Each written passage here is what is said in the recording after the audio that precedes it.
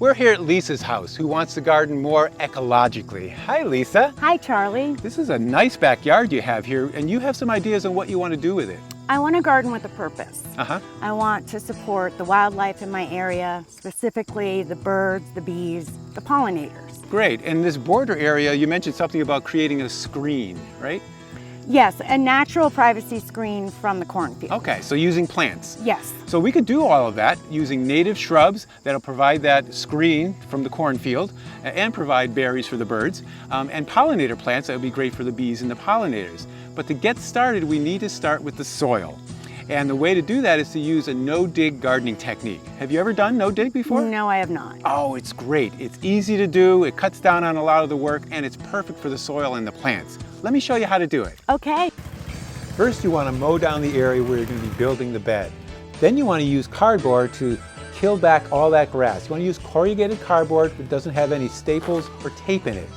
Now we're going to start adding our layers of organic materials. This could be hay or straw or chopped leaves or even cuttings from your garden. As long as there's no weed seeds in it, anything can really be used to build up this bed. You can even go through your old compost bin and put down some compost on top of that. That would be really nice because that would help the whole process of decomposition accelerate as this bed is being built. If you have more organic materials, feel free to keep putting them on there. You can build the bed up 2 feet tall or so. That's all fine because eventually what we're going to do is cap it all with compost. And we're going to put a 6 to 8 inch thick layer of compost on top of this bed. And the reason we're making a thick layer is that we're going to be planting immediately. If you're going to wait 6 months or so, then you can get away with a 2 to 4 inch thick layer.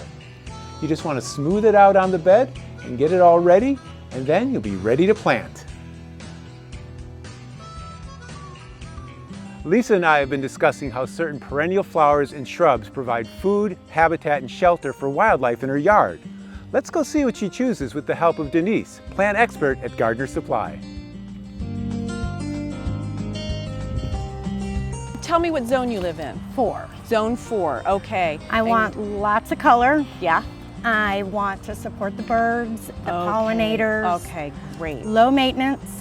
Okay, good. I've got wonderful choices for you. Let's start with this, the viburnum. This has gorgeous flowers. It's going to have some beautiful little berries on it, and you can see that it's already starting to turn some colors. Oh, nice. It'll be beautiful in the fall. Red twig dogwood is a big favorite around here.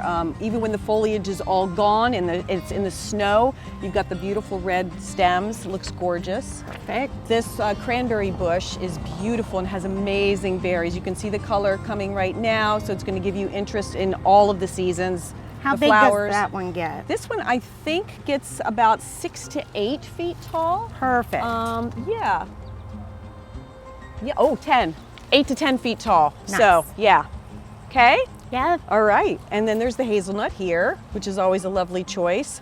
Beautiful little nuts in late summer and early fall that the animals love to eat. So these would all be beautiful choices for a nice border. I think I'm ready. Thank Yeah, you. you're very welcome. Lisa, tell me about your house and your gardens. What are you looking for?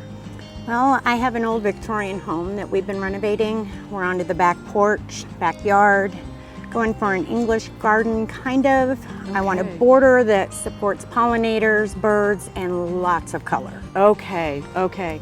Delphinium, this would be a wonderful addition for an English garden. Hi, Lisa. Hi, Charlie. Oh, look what you got there. Got some beautiful echinacea. I love this color. Nice. And you're able to find some good plants at the nursery? Well, Denise really helped me out at Gardener Supply. Great, great. So you do have a beautiful array of shrubs and perennial flowers. And I think the first thing we want to do is probably place them in the garden so we see what they look like. Okay. So let's start with the shrubs. You know, it's nice to have these native shrubs because they're very adapted to your climate, they're easy to take care of, and they're long-lived. So that's going to be a great source of enjoyment for years. The other nice thing about these is that they produce berries. And the berries on these native shrubs are really great for the birds because they have a real high fat content. And because of the fat content, it allows them to make it through the winter if they're staying here or migrating much better than if they ate berries from a Japanese honeysuckle or some other exotic plant. So these are really good choices. Thank you. Now let's take a look at the perennials. You have a great selection here, and what I love about this is that you have flowers that are different shapes to them. So you have the nice daisy-shaped flowers on the echinacea and the Shasta daisies. You have nice flat flowers like this one on the yarrow and on the sedum here. And you have beautiful flowers that have a tube shape here on the salvia. So the nice thing about having an array of flowers is that it attracts a wide variety of pollinators.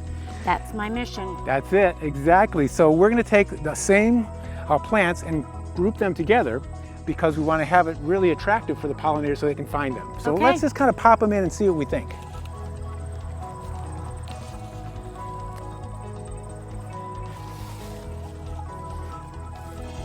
We space these plants, these shrubs, about 4 feet apart, so we have a lot of room for these perennials to spread over time.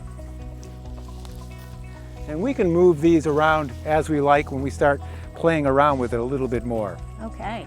So I think you've got a good start here on your native plant border. You got some beautiful shrubs, nice perennials. We'll pop them in and you'll see the final result of it. Thank you.